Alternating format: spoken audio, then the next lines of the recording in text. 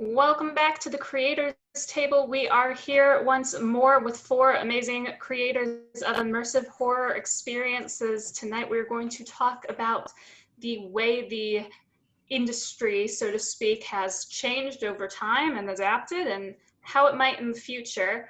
Let's start by introducing our four creators, and we'll start with JSL from the Blackheart Collective. Hi, I'm Joshua Simon Lake. I'm the creative director of the Blackheart Collective. Welcome back. I'm Matt Hester. I'm a co-creator of the Fear Experiment in Central Illinois. I'm Justin Brink, creator of Miasma in Chicago. My name is Blayne Adams. I am the creator of STAG, an immersive horror experience in Saginaw, Michigan. Fantastic. So let's go back to Justin for a second here. As the person who has been running an immersive horror experience here the longest, could you give us your best 2 to 3 minute timeline of the immersive horror genre, industry, whatever you want to call it, and how you've seen it change over time? I try to limit to me. Try to limit to 3 minutes. Okay, let me see if I can do my best. When we started in 2014, there was really nothing in the Midwest. I believe that La Casa de Satanas had just started. And if you're not familiar with them, they're a more performance art based immersive horror experience in Chicago. But there wasn't much going on here, and it was very hard to find out about any experiences. There was no real central website or central place to talk about it. And I remember about 2015, 2016, when my Haunt Life podcast started, and that became a real gathering point in a way, because they were on the tip of pretty much everything immersive, everything extreme, everything haunted house, and that's where I learned most of the language. It's where I learned about a lot of shows as they were happening. It's where I got excited about immersive and about pretty much everything. And then slowly the audience started growing, and it became what it is today, where we can actually find each other online, and and it's not that hard. I remember the first time my Haunt Life started an extreme haunt group that I'm not associated with my Haunt Life, but I do admin that group on Facebook. That was the primary source to talk to other people and find out about shows. And it wasn't a big group. I mean, it was a couple hundred people. So yeah, but now there's there's several groups, and there's more than one media outlet, including this one, that are covering this type of experiences. So it's much bigger and more visual and more out in front and easier to find than it's ever been. Was that 3 minutes? I think it was under. Good job. Oh, okay. No, I'm kidding. And then we can move to the person with the youngest experience here. JSL, when did you first find out about immersive horror, and at what point in that did you say, okay, I want to make one of these? Geez, I don't know. I learned about it probably, let's say, about 1.5 years ago was when I started hearing about things like Miasma and Heretic, specifically in Black Mass are some of the first things I heard about. And then as I was searching, I found STAG, which was less than 1.5 hours away from me, and there was some accessibility there. And I fell in love with it. I've always said I've waited my whole life to figure out what the medium was that I was going to create, and I saw what this is and what it can do. And I said, well, that's it. That's absolutely that's what I have to do next. And so, yeah, we started writing. I mean, the plan was we were to be a live show. I mean, that was always the plan and still the plan. But we had to adapt. I was ready to release dates for our live show when quarantine began. There's this message that's on the Fear Experiment page. They have a COVID-19 page, and it says, We're optimistically moving forward with the knowledge that when we reach October, if there's any doubt about the ability to ensure safety at the time, we will push the show back until a better time.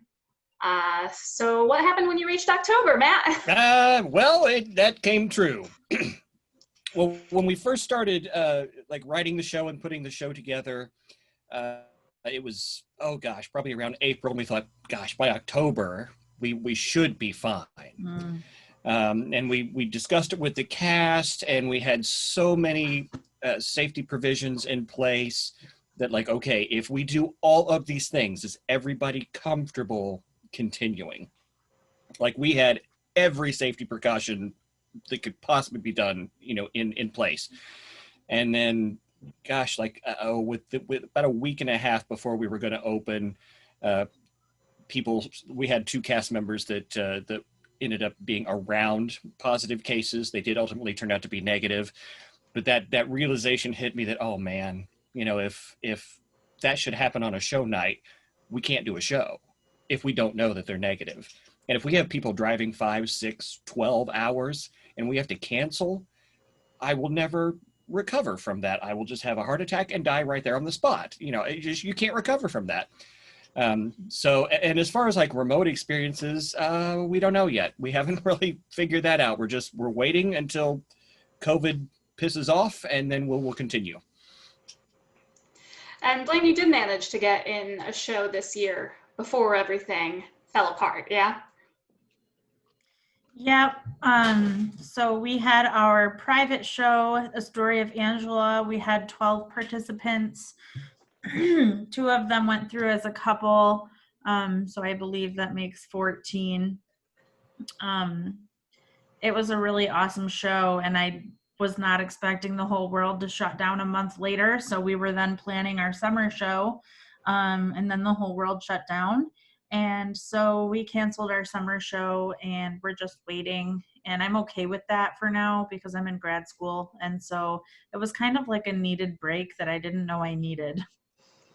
Have you considered remote experiences at all for you? No, just because everything that I'm doing right now in my personal life is remote. So I'm interning, I'm working, I'm schooling, remote. My son is in virtual school.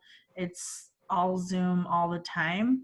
And so I'm just not interested in making an extra time commitment remote right now. I'm looking for opportunities to do real things, like go run with my real legs, or, you know, like just move my body essentially. And so I think what I'm going to do is just wait. And that's the best decision for our little company. I respect the aim to not live in your office chair. Can't say I relate. How about you, Justin? What is your relationship to remote shows as a creator? Well, we actually are getting close to launching our first fully remote show. Dreams don't come true for people like us. And it just came down to, you know, we didn't want to just be more noise. We waited quite a while to commit to it. I think for me, it was just, do we have the right story to tell? And, you know, we found one. And yeah, so we will be launching one here fairly shortly. And will we do more? I don't know. It really depends on if people enjoy it and what the reaction is. But yeah, but mainly we will always be focused on the live experience. So being somebody that has done a live show for so long, with so many iterations, how do you translate that over for the first time to something that's fully remote? I know you've done some ARG type elements with the shows in the past. Yeah, so there's always remote type instances involved with the show, but never fully remote. The transition, I mean, it just really comes from, we've always been known as a story-focused company, and stories are always been our prime focus. Of course, there's all the extreme elements, the physicality, the you know, all that stuff. But when it comes down to it, it's about telling a good story that can't be told in any other medium. And I believe that's what we found. So it was really just stripping away all those physical elements and making it a raw storytelling experience, which, it was a very different experience. It's very different to approach it. It's the construction's different, the approach is different, how you perform it's different. So it's been a unique experience, and one that I think that has been really helpful expanding, my creative mind, and it makes you think a little bit differently, even for live experiences. So what about going the other direction, JSL, as somebody who you originally planned to do things live, but you've now sort of built the heart of what Blackheart is as a remote show. When it is time to go live, hopefully in the not too distant future, how do you translate what you've created and keep the soul of what it is now? We're story and character based, and so what was the live show was translated fairly directly in terms of the story of our live show was put right into our first remote.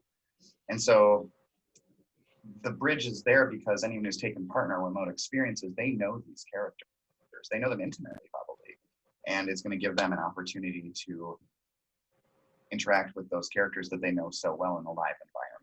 And so it's actually this will be really good for us. Once the possibility of doing it in a safe way is there, then I think this will make it an experience for the people, especially repeat participants. It adds a lot of gravity for them. So let's talk about what that, when that possibility is there, what that means. Obviously, none of us know what's going to happen, when it's going to happen, what the world looks like tomorrow. Who knows? But Matt, you said with the Fear Experiment, you had planned a number of provisions, and so you had some idea of how you were going to make it safe to go through. Would you be willing to share what some of those were? Oh, sure. Temperatures taken of every patron. It was one patron at a time. Hand sanitizer in every room. Everybody had to sanitize their hands in every room they went into. Absolutely everything would be completely sanitized in between every single patron. Full masks, actually the N95 masks. I have 100 N95 masks in my house now that the patron was going to be required to wear. They couldn't just bring their own, just some cloth thing. It had to be the actual N95 masks. We had to wear them as well. And any symptoms of any kind from anybody, and nope, you don't get to come in. If you got a sniffle, sorry, you threw your money away. No, you don't get to come in. But then, the realization that, man, is that enough? And having the people, because cases were starting to spike at that point, and we realized that I don't think it's enough. So we had to postpone it until such a time that there is a vaccine, which it looks like we're getting close to that, and then we can all just safely do it. What do you think, Justin or Blayne? What's when we launch again? Is it when there's a vaccine? Is there some other marker? Is it just when it feels right?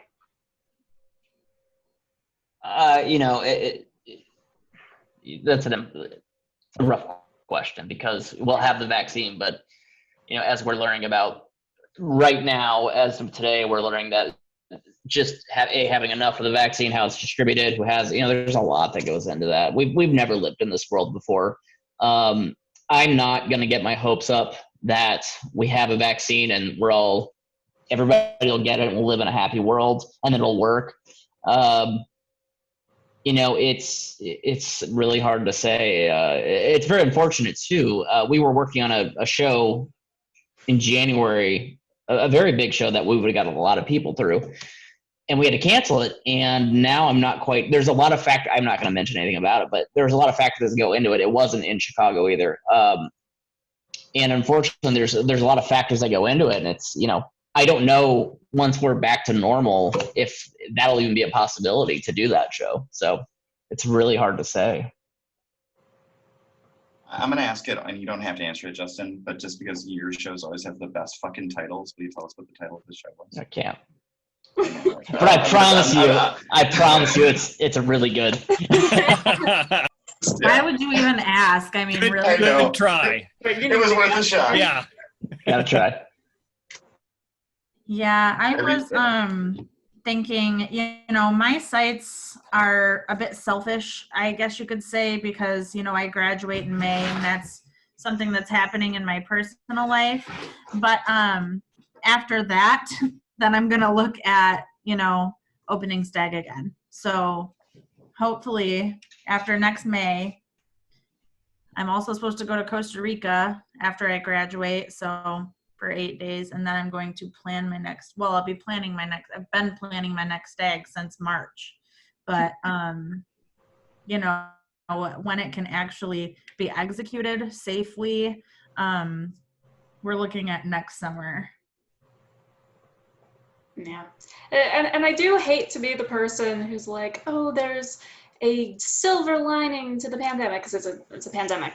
But in the way that Justin was saying, moving things remote has opened up some creative energy that maybe wouldn't have been accessed before. I'm interested in the ways that this might change some of the sort of accepted, unchallenged standards in the, I keep saying industry, I don't know if industry is the right word here, but in what immersive horror is that hasn't been altered before. And again, I go back to Blackheart is really doing something that I haven't seen anywhere else. I don't know if anyone else is doing shows quite the way you are, but it seems like that's kind of been something you've built from scratch to me. You know, quarantine has been a rough thing for everybody, and in a lot of ways, our experience probably wouldn't have been born out of a time where that wasn't happening. And in so many ways, one of which is we had a captive audience. We had an audience who was literally stuck at home, and we had an audience that had largely moved to the way they lived their real lives was remote. It's how we talked to our families, and those two things had allowed us to have days where people spend 14 hours a day with us. We're in their pocket all the time, and it allowed for an immersion in a way that is very different, because that type of remote conversation is how you talk to everyone, and so it made it become really, really accessible, and in terms of being like, this is where I talk, and so it makes it real for them. But overall, yeah, I mean, I don't know if people have the time commitment required to take part in our shows is heavy. It's really heavy. I'm pretty upfront about it. And so, yeah, having people who are just at home and they're there and they want something, it made it possible. It wouldn't have been possible for the, I think, average audience. But when you say accessible, that's an important thing as well, is that while the vast majority maybe aren't at home in, you know, quote unquote normal world, whatever that is now, there are people who, whether it's because of funds, whether it's because of physical ability, whether it's because they're in a country that has no sort of thing like this, who would never be able to access these in-person experiences. And so something I've wondered is what happens next when the in-person experiences are happening again. Do all the remote ones disappear? Oh God, no. I'll never stop. I'll never stop doing remote. I love it too much. That's so good to hear. And As somebody who lives somewhere with none of this happening. And some of the other sides of it, and you mentioned it, it's the accessibility. I've had people come to us afterwards and say, you know, thank you so much, because I have this, you know, of people with disabilities and things like that who can't take part in live shows, come to us afterwards and go, you know, this meant the world to me because I could take part. This was something I could actually do. And so like all that stuff kind of came out as we were working and starting to see what that meant in terms of just, yeah, being able to give people who just wouldn't be able to have an experience like this, or even in the genre. It was like one of the coolest side effects for me. Yeah, I'd agree. It's not going to go anywhere. There was remote experiences before, and quite a few of them, you know, over the last, as long as I've been involved with Immersive, which has been since 2013, there's always been something that's been remote. And there's an audience for it. I mean, just like JSL says that, you know, whether it be accessibility or I know some people that just prefer them. There's Candle House Collective has been doing their thing for quite a long time, and they dabble in horror from time to time, and they have an enthusiastic audience. So, you know, I think what's going to happen post-COVID is less about our remote's going to last, is that now that there's a lot of people dabbling in remote, the question is, I think people are going to have to be companies are going to have to be more inventive, and they're going to have to really dig deep, because you have so many people just putting their hands in it and finding new. I mean, I don't want to say competition, because I really don't think immersive is quite a competitive field. I think we all actually work very well together, and one show's success only helps another show. But yeah, I think after the question is just really comes to ingenuity. Yeah, and that's people who create, you know, you don't want to be doing something that everyone else has done. And I know previously we discussed a show of Blayne's that everybody was so impressed by the way you started the show, with this sort of blending between immersion and reality, and then the idea of going through this one character's entire life. What are things any of you have done? Let's turn back to Matt for a second, to try and make your show something that nobody's ever seen before. Oh gosh, well, I don't know what everybody else has seen. Like the main website that we were talking about, you know, reading through some of the walkthroughs, but I certainly haven't read through all of them. Every story just kind of starts as a brainchild of my partner and I, and then we have sort of like a writing team, and the story just comes from there.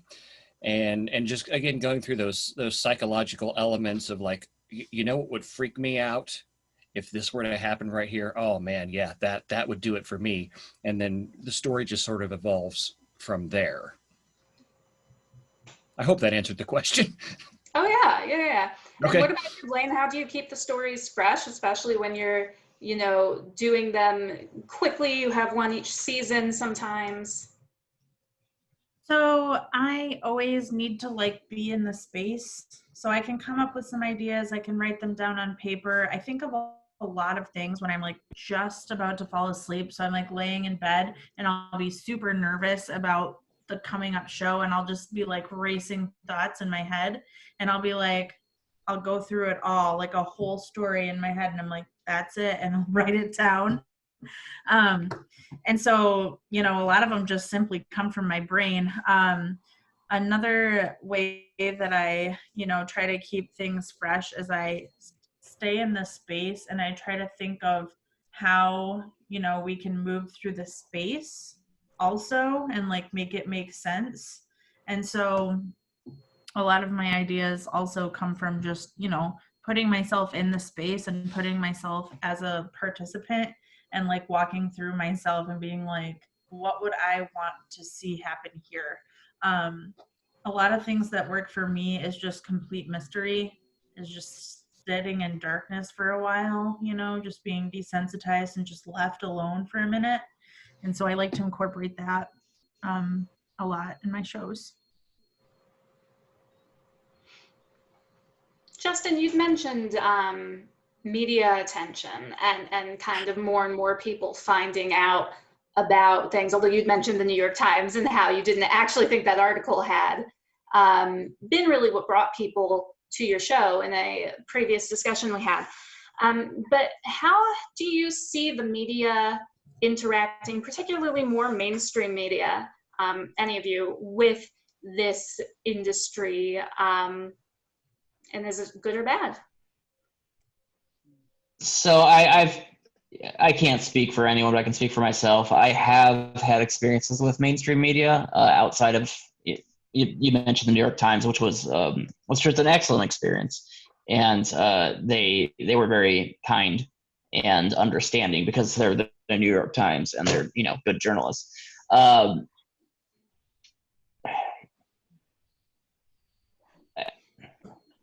very cautious. I've learned to be very cautious with mainstream media, as you should. We live in a world where extreme blacks and extreme whites sell. It's, you know, this is bad and it's the worst, or this is great and it's the best. And we're not the most understood genre.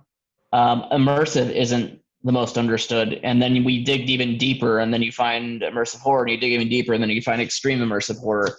And, you know, if you do a quick Google search of extreme haunts, which, you know, were often associated and are, you know, are very similar, same genre basically, but, you know, a little different. I'm not going to go into that, but I guess what I'm getting at is generally it's negative. Like, I'll be honest, they're probably not reaching out to tell people how cool your show is, or unique or interesting. They're probably looking at the exploitive factors. There's actually, I've done mainstream media, which I never advertised because I really didn't like the approach, and you probably won't find it, but it was a very big show, and it was really, I felt, I did not think it was very respectful. And that is how I have approached it, is that I'm just be cautious. Always be very cautious, because anything you say can be taken out of it can be taken the wrong way, or they can put it any way they really want to, because they have the editing skills. They'll do what they want. Yeah. You need to be cautious. I had a ticketing, I had contracted out to Brown Paper Tickets a couple of years, and we had on there, like, must be 18 or older. Please do not wear heels or short skirts, and just all of our rules.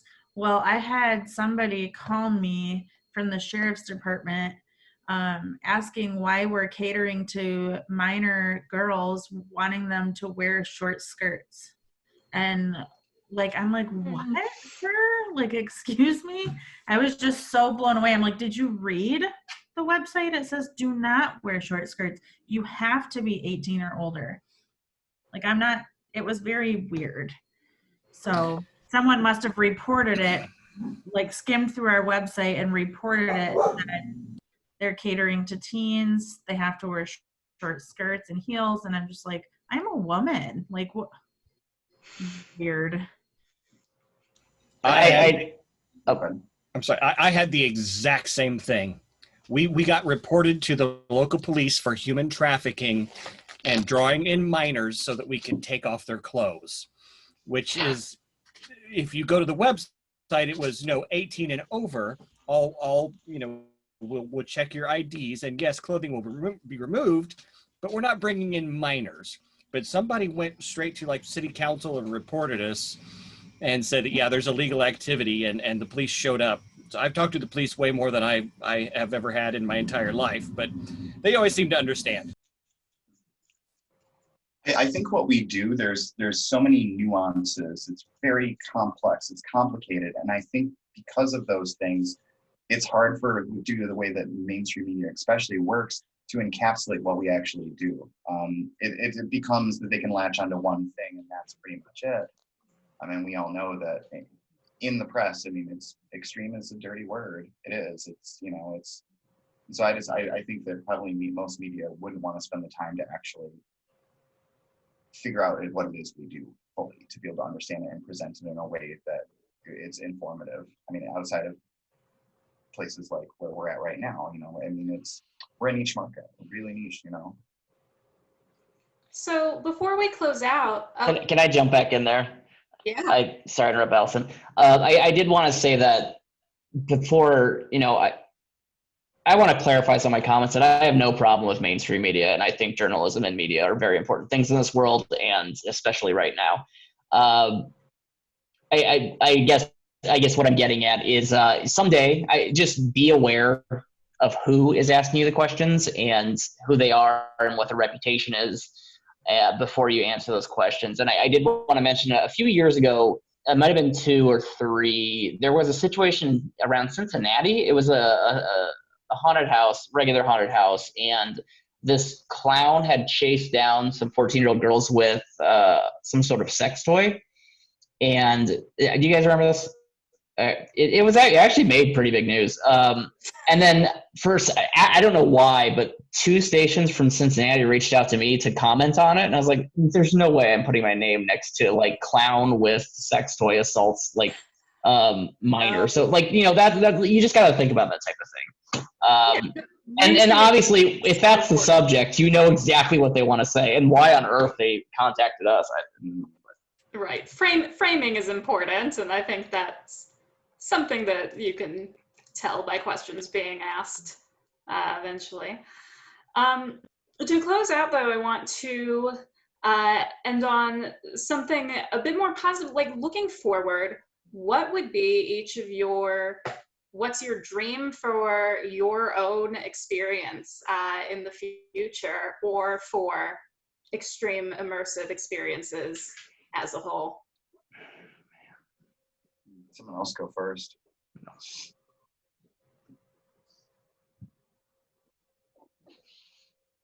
Blayne, you're up. Oh, hi. So something that I've always thought of is like kind of I've seen done in Las Vegas where they roll up the trailers and they have trailers, for their haunts. What I want to do is have like a trailer for STAG, and then like be able to take it places. Yeah, and I know that Josh has talked to me about doing something like that too, and also just collabs with other artists. I think that as we all grow, being able to join together and do a show here or there would be something that dreams are made of.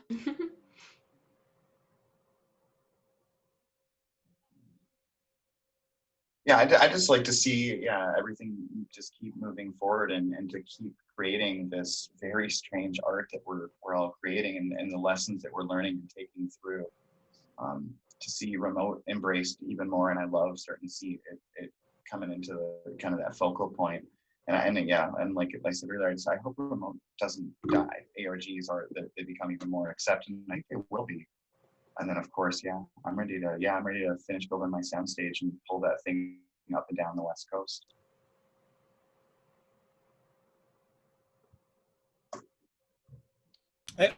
I think for me, eventually getting to the point where I'm not in debt at the end of a show. Yeah. When you say that, we're not doing this to get rich. Like, no, not to get rich. And just continually creating shows that leave people feeling invigorated and excited, and give them a whole new perspective on life.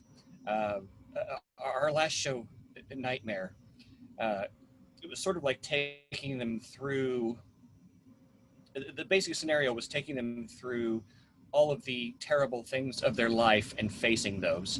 And then at the end, they metaphorically died. And then when they were pulled, out of the coffin, they were asked, now that you've seen how bad it could be, what will you do differently to live your life well this time? And I love that message, that I don't just want this to be entertainment. I want people to walk away feeling inspired and have a whole new perspective on life from these shows. That's my goal. I think as an experience, I just want to continue pushing the envelope with creativity and defy what's expected, defy what we see in shows, what become. That we talked in another episode about somewhat common themes and taboos, and I think my goal is to reach that next. What's next? What's just always thinking what's next, and that could be anything. That could be a unique space. That could just be a unique approach to the show, or doing a show completely backwards. It could just be about anything. Just this is one of the only mediums of this type. We have an opportunity to create work and stories that you can't do in any other genre. And I think it's an absolute travesty and a shame if we don't all take advantage of that and really stretch ourselves to say, you know, this has never been done, let's try it. It might work, it might not, but let's try it. Because I mean, just like Matt said, we're not getting rich. We're not getting anything off of it. But I want to see creators, especially myself, but you know, push that envelope and just try really interesting, unique things. You know, be inspired by anything and go with it. You know, if you only have a ladder, create a show based completely around a ladder. You know, you can do it. And I think as a community, I want to see what's starting to happen right now is creators being responsible and accountable and doing things right, which I believe is starting to happen right now. It has happened before, don't get me wrong, but I think there's a bigger push for it right now, and I think that's great. What a great note to wrap it all up on. I'll say that my dream is to become rich and have a safe world for me to travel to do all the experiences, sit down and talk with all of you in a live face-to-face world. But in the meantime, it has been fabulous to hear from you about your experiences and your roles as creators in this format. And let's wrap up by telling the people where they can find out more about the work you are doing. You can always find us on Instagram at black.heart.collective. We would love to get to know you. You can find us at thefearexperiment.com or look us up on Facebook. You can find Miasma at miasmaate.com, or you can find us on Instagram, Facebook, or Twitter. Just look up Miasma Chicago, or go to any of these other wonderful people's pages, and I'm sure you'll find us. You can find us at STAG Haunt on Instagram and Twitter, and Facebook. Our handle is STAG, an immersive horror experience. And we also have a Gmail if you want to contact us. It's staghaunt@gmail.com. Amazing. Thank you, everyone. Hope everyone has a great night.